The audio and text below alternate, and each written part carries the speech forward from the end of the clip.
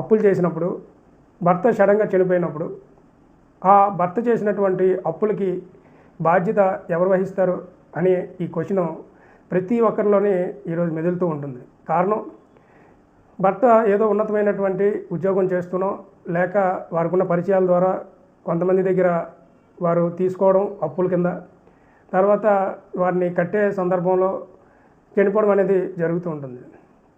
అయితే సుఖాలు వచ్చేటప్పుడు తీసుకునేటటువంటి ఫ్యామిలీసు, ఎంజాయ్ చేసేటటువంటి ఫ్యామిలీసు అదే భర్త ద్వారా సంక్రమించినటువంటి ఆస్తులు కానీ, లేదంటే ఇతరత్ర సంబంధించినటువంటి ఏవైనా లబ్ధి పొందేటటువంటి వ్యవహారాల్లో ముందుంటారు. కానీ భర్త చేసేటటువంటి అప్పుల్లో ముందుండేటటువంటి పరిస్థితి ఉండదు.